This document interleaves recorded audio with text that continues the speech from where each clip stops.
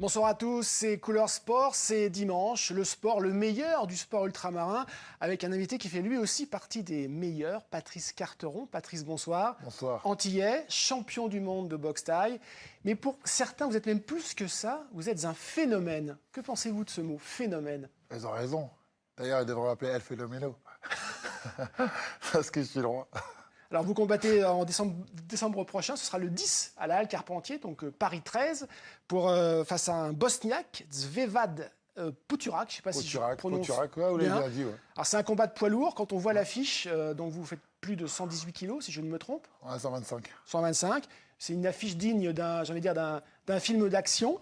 Est-ce que pour exister dans le monde des sports de combat, est-ce qu'il faut jouer un rôle? Est-ce qu'il faut dépasser ce qu'on est vraiment?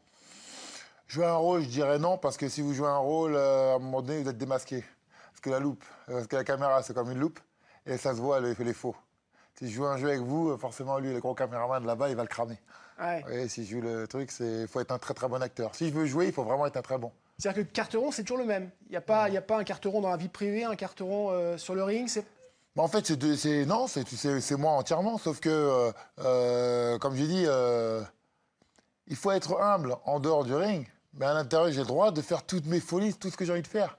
Car qui sommes-nous pour nous mettre torse nu devant les gens, se montrer devant les gens, si on n'a pas un ego surdimensionné? Moi, j'ai un ego surdimensionné, donc dès que je suis sur le ring, je le montre, je suis le plus beau. Regardez. C'est vrai. Alors pour ceux qui ne vous connaissent pas ou ceux qui vous connaissent mal, n'oubliez pas vos gants, s'il vous plaît. Petit portrait découverte de Patrice Carteron, signé Sabrina Soualmia. La rage au ventre. Sur le ring, il boxe toujours avec la même rigueur. Patrice Carteron est en pleine préparation. En décembre prochain, il défendra son titre mondial. Depuis 10 ans, il est l'ambassadeur de la boxe thaï en France, un poids lourd de la boxe pied-point. Sa spécialité, le KO, 40 sur une cinquantaine de victoires. C'est un personnage avec une éthique de travail vraiment incroyable. C'est vraiment un bosseur, c'est un acharné, c'est un bourreau du travail. Et on ne se rend pas compte, mais c'est vraiment quelqu'un qui se donne à fond dans tout ce qu'il fait. La boxe, c'est son quotidien. Sa vie est un long combat, parfois asséné de coups bas. Souffre-douleur durant son adolescence, sans grand frère pour le défendre. C'est ici, à Grigny, dans cette banlieue de la région parisienne réputée difficile, qu'il débute la boxe à 14 ans. Une décision qui va bouleverser sa vie. Tu sais où on vit? Ici, c'est la bagarre tous les jours. Ici, c'est normal un mec qui est en prison. On a tous quelqu'un autour de nous, un frangin, un copain qui est en prison. Je me bats tous les jours pour essayer de dire à mon faible niveau, leur dire, c'est pas ça la France. Plus qu'un boxeur, Patrice Carteron est aussi un éducateur. Dépêchez-vous là, vous voulez une cigarette? 3 fois par semaine, il enseigne gratuitement la boxe thaï dans son club à Grigny. Une manière d'éveiller les consciences à sa façon, de mettre KO les amalgames. Alors Patrice Carteron, c'est un palmarès impressionnant. Vous aimez mettre vos adversaires KO. Ceci étant, vos différentes disciplines, que ce soit la boxe thaï, le K1, le kickboxing, il y a des fédérations un peu partout. Est-ce qu'on n'est pas un peu en train de perdre le public avec cet ensemble de fédérations où c'est pas très clair? C'est surtout que chacun prêche pour sa paroisse, d'accord? Avec ses différentes fédérations, etc., chacun se dit champion du monde. Par exemple, j'ai des différents boxeurs qui étaient populaires dans leur pays, qui confondent popularité et boxe. Donc il y en a un, dernièrement, qui en a fait les frais, puisqu'il avait 2 millions de fans. Et Tony Yoka, par exemple, le champion du monde de boxe anglaise, il n'en a pas 2 millions. Et c'est pourtant le champion du monde de boxe anglaise. Vous comprenez? Ouais. Et donc ça a fait des grandes polémiques, etc. Et moi, je suis content parce que mon truc à moi, c'est d'aller dans ces différentes fédérations et massacrer les gens. Alors vous avez 36 ans, est-ce que vous vivez bien de ce sport? Je ne suis pas le plus à plaindre. On va dire que c'est moi qui m'en sors le mieux. Mais, comme on dit, rien n'est acquis. Et comme je ne vais pas finir comme Lord Manodou à voler à Euro Disney, donc je reste humble et je garde les 2 pieds sur terre. Alors je ne vais pas vous parler de Greg Tony, un boxeur guadeloupéen que vous avez affronté il y a 10 ans, mais je vais quand même vous présenter son petit cousin, Howard Cospolite. C'est un poids moyen de 32 ans qui va disputer prochainement le championnat de France. Ce sera en 2016. Rencontre avec celui qui se surnomme Cospolite Howard Guadaboy. Les images sont signées Bruno Gabetta. Attention, cet homme cache son jeu. Howard Cospolite a 32 ans, mais il demeure un bébé boxeur. Le noblard, il ne l'a découvert qu'à 24 ans. Je faisais du basket, 10 ans de basket. Et je me bagarrais beaucoup dehors. Chaque fois, la bagarre, la bagarre. Je me suis dit, mais au lieu de me battre dehors comme ça pour rien, juste pour avoir des problèmes, autant aller dans une salle de boxe et me battre pour quelque chose. Dans cette salle, il a rencontré une légende de la boxe, Gaëtan Mikalev, qui a notamment entraîné Daniel Londas. Mikalev-Kospolite, le duo fonctionne depuis plusieurs années maintenant. Il n'a jamais été ni embêtant, il ne refuse rien. Il aide ses copains quand ils veulent mettre les gants, quand il les aide. Et c'est pour moi, pas un phénomène, mais un grand monsieur. Un grand monsieur qui découvre les sommets sur le tard. En 2016, il compte bien devenir champion de France des poids moyens, car cet homme marié tranquille et père de 2 enfants se transforme en combattant féroce et implacable dès qu'il enfile les gants. Quand je monte sur le ring, je veux pas être prétentieux, mais c'est pas le même gars. En dehors du ring, comme j'ai dit, toujours à la banane, toujours serviable. Sur le ring, c'est autre chose. J'y vais pour détruire. C'est soit lui, soit moi. Et je veux pas que ce soit moi. Donc forcément, je fais tout pour que ce soit lui. Ces images circulent sur Internet. Elles montrent une victoire par KO de Kospolite. Après 18 combats pro, le Guadaboy compte 13 victoires, dont 7 par KO. Ses futurs adversaires ne devraient pas regarder ça. Patrice Carteron, un commentaire sur Howard Kospolite? Je vais m'abstenir parce que je ne le connais pas. Très franchement, je ne le connaissais pas. Bon, déjà, s'il arrive au championnat de France d'anglaise, déjà, je respecte plus l'anglaise parce qu'il n'y a pas 50 champions. Donc, c'est qu'il est pas mal. Comment expliquez-vous la traversée, justement, traversée du désert que connaît la boxe anglaise depuis 10 ans? Ça vient du communautarisme. Et ça vient aussi des télés. Il y a une première raison, c'est que c'est comme le foot. Il va y avoir le même problème. Vous savez, le foot, c'est un truc populaire et général. Ça devrait passer sur des chaînes généralistes. TF1, France 2, France 3. À partir du moment où on met le sport, on le met sur des chaînes privées, on empêche des gens de pouvoir avoir accès à ça. Donc ça prouve que c'est pour ça, la preuve, les gens s'intéressent au rugby depuis 15 jours. Pourquoi? Parce qu'ils le voient sur TF1, France 2 gratuitement. Quand on met ça, déjà, on commence à limiter. Ensuite, quand c'est sur ces chaînes privées, elles font ce qu'elles veulent, elles mettent qui elles veulent en avant. Et c'est là que le sport il commence à régresser. Parce que si eux, ils décident qu'ils vont mettre Jean-Pierre comme champion, ben ça sera le champion. Et s'ils veulent mettre Mamadou champion, ben ça sera Mamadou champion. Et ils ne mettront pas en avant, ils ne donneront pas les mêmes moyens, etc. Parce qu'on le verra pas. Voilà. Donc ce qu'il faut, c'est déjà que le sport revienne sur les chaînes publiques pour que tout le monde puisse nous voir. Et là, ça commencera déjà à aller mieux. Alors un sport pour l'instant qu'on ne peut pas voir à la télé, c'est le MMA, le Mixed Martial Arts, traduction mélange d'arts martiaux. Ce sport, on l'a dit, donc, est interdit en France, mais ses pratiquants sont de plus en plus nombreux. Organiser un gala de MMA est également interdit sur le territoire. Et pourtant, il y a quelques semaines, une salle parisienne s'en rappelle encore. Explication d'Ismaël Mohamed Ali. Spectaculaire, engagé, le MMA impressionne.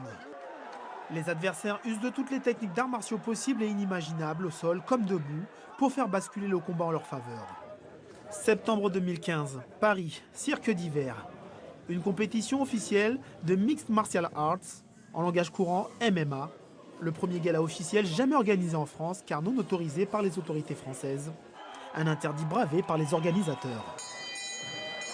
Ceux qui disent que le MMA n'a pas place en compétition ont été déçus de savoir qu'il y a une compétition de haut niveau qui a été organisée dans un lieu mythique et que le public a été respectueux, que le public a été respectable, que tout s'est passé dans le fair play. Toutes les compétitions se sont passées sans blessures graves, organisées dans les meilleures conditions. Populaire, valorisé dans des pays comme les États-Unis ou le Brésil, le MMA va jusqu'à être interdit de retransmission à la télévision française. En accusation, sa dangerosité ou encore son manque de valeurs sportives et éducatives. On a les valeurs de la boxe, le noblard. Je réponds qu'on a les valeurs du judo, politesse, dépassement de soi, respect du professeur, des aînés. Je réponds qu'on a les valeurs de la lutte. Je réponds qu'on a les valeurs de tous les arts martiaux. Et les problématiques ne sont liées qu'aux personnes et non pas à la discipline. Non, vous ne croisez pas, vous êtes ici et là. Il n'existe pas de chiffre officiel pour comptabiliser le nombre de licenciés de cette discipline qui n'a pas de réel cadre légal en France, mais qui attire de plus en plus de pratiquants. Sportifs de haut niveau, avocats, médecins, étudiants ou chefs d'entreprise viennent plusieurs fois par semaine au Nanterre Université Club s'entraîner. Le MMA, c'est juste la combinaison de 3 zones de combat, c'est-à-dire la zone de frappe, la zone de projection et la zone de sol. Donc c'est uniquement en fait le mélange des meilleures techniques. Ça me plaît d'être complet et de pouvoir me dépasser contre des adversaires qui s'entraînent sur toutes les disciplines. Ça me permet surtout à me défiler par rapport à mes études de droit que je fais à Nanterre. Le MMA, c'est une dizaine de milliers de pratiquants en France, de dizaines de millions à travers la planète. Plusieurs arts martiaux perdent des adhérents au profit du MMA. Forcément, il n'est plus seulement question de sport, mais d'enjeux financiers, médiatiques et politiques. Une autre bataille en perspective. Ismaël, bonsoir. Alors vous l'avez dit, le MMA fait peur. La rumeur dit même qu'une fédération importante comme celle du judo fait tout pour que le MMA ne devienne pas une discipline autorisée. Vrai ou faux? Bonsoir Nicolas. Alors, vrai. Faux. Ce que je peux vous dire, c'est que le judo, c'est la 4e fédération en nombre de licenciés, avec 604 000 licenciés à travers la France. On va dire que de 2000 à 2008, il y a eu vraiment un pic de croissance important. Et depuis, il y a quand même une chute. En cause, beaucoup de licenciés de judo, comme d'autres arts martiaux, ont basculé du côté du MMA, qui aujourd'hui compterait, on dira, à peu près 30 000 licenciés à travers la France. C'est parti sur 700 clubs, qui sont des clubs, soit des salles privées, soit dans des clubs de judo. Et depuis, un espèce de combat s'est engagé qui ne dit pas son nom. D'un côté, on a la fédération, ou du moins certains dirigeants de la fédération française de judo, qui indexent le MMA en disant que c'est un sport de criminels, que c'est un sport de barbares.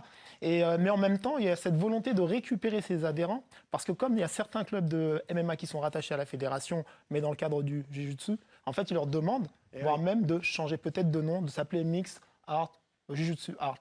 Patrice, ça peut être d'une violence extrême, le MMA. Est-ce qu'on peut comprendre que, j'ai envie de dire, le gouvernement, pour une question de santé publique, veuille interdire le MMA?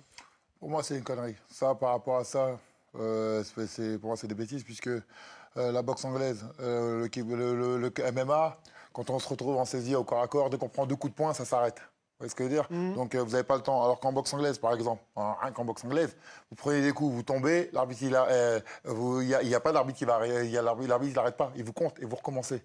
Donc, ça veut dire qu'en fait, vous encaissez beaucoup plus de coups. Vous voyez? Donc, au niveau du sport lui-même, j'ai aucun problème avec ça. Moi, mon problème avec ce sport, c'est que toute cette mafia.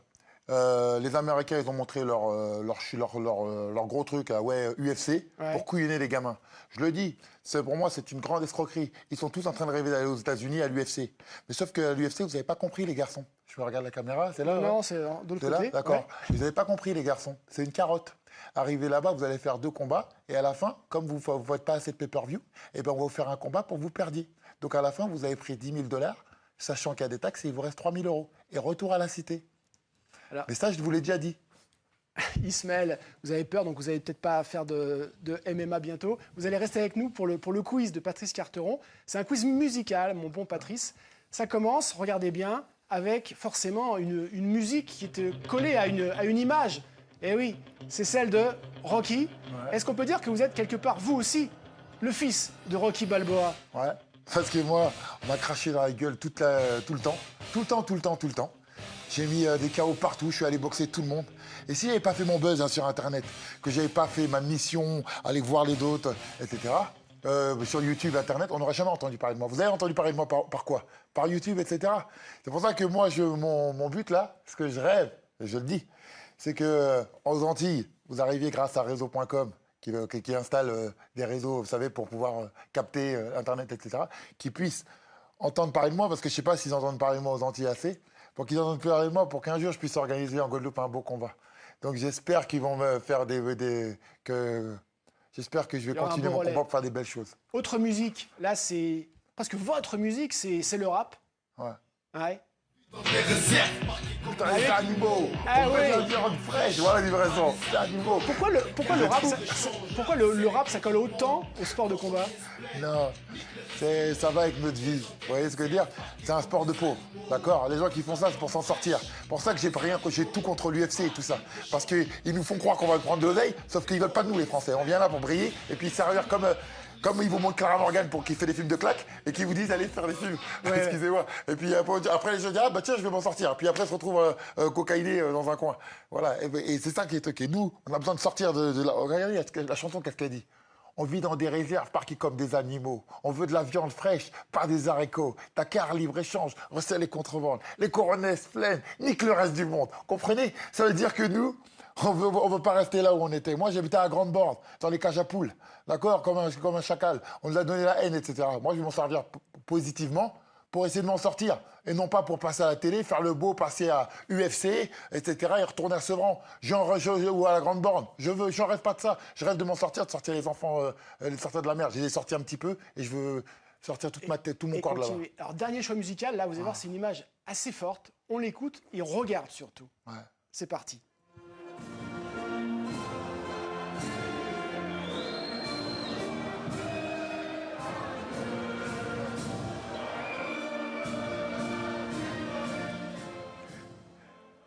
Allez, quand vous chantez la Marseillaise, donc ça donne ça. Apparemment, c'est le grand frisson pour vous, la Marseillaise. Parce que moi, comme je l'ai dit, on fait un cliché, les gamins des cités qui chantent pas la Marseillaise. C'est une bêtise.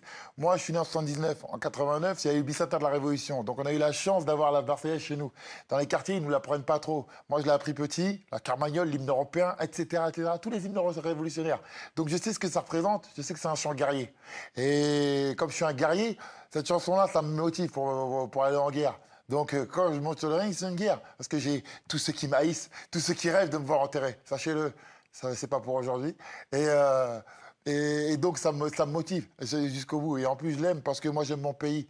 Je suis pas comme certains qui essayent de dire, ouais, j'aime mon pays, je kiffe la France, j'ai la rage pour tout ce qui est arrivé et je me battrai jusqu'à la mort si demain il y a une galère.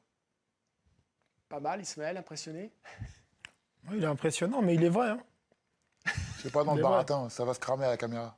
Tu sais, regarde, par exemple, cette vidéo, elle date de 2012. Et on entend certains huer. Est-ce que ça m'empêche de chanter? Parce que moi, je ne suis pas un sans personnalité. Quand je décide d'aller dans un sens, j'y vais. Moi, j'ai toujours été français, je n'attends pas que ça soit. Parce qu'en ce moment, il y a des retournements de veste. Là, il y a quelques temps, il y en a qui n'étaient pas Charlie. Maintenant, ils sont tous bleu, blanc, rouge. Parce que ça les concerne. Parce que, je vous dis, le communautarisme a fait que tout le monde dit « Ah, moi, ça ne me concerne pas tant que ça ne concerne pas ma communauté. » Sauf pas de chance, l'attentat, tout le monde était touché. Moi, je n'ai pas attendu qu'il arrive cette catastrophe pour dire que je suis français. Vous voyez ce que je veux dire? J'ai toujours été français et je suis comme ça. Et j'en ai marre de tous ces gens qui crachent sur le pays, qui parlent de ceci, que cela, qui mangent ici, etc., qui parlent mal. Je suis d'accord qu'on ne puisse pas être d'accord avec la politique qu'il y a. Je suis d'accord, même aux Antilles, tout ce qui se passe, les prix pas chers, les prix abusés, etc. Moi, j'ai vu ce qui se passait. Mais ayant des éléments de comparaison, ayant fait plus de 40 pays, ayant fait le tour, waouh, la France, c'est pas le pire. Encore une chose, vous pensez déjà, pour vous, à l'après-boxe, ou vous n'y passez pas encore? J'y pense tout le temps. J'ai commencé, j'y pense tout le temps. Donc, je fais pas mon malin, moi. Vous savez, je vis simplement, sobrement, toujours de l'argent de côté. Je vous dis, je ne veux pas aller voler à Euro Disney comme ma doudou. Allez, juste très rapidement, on va... Excuse-moi, Laure, je t'aime bien, mais c'est comme ça. on va juste rappeler un rendez-vous foot. Ce sera samedi prochain sur l'antenne de François.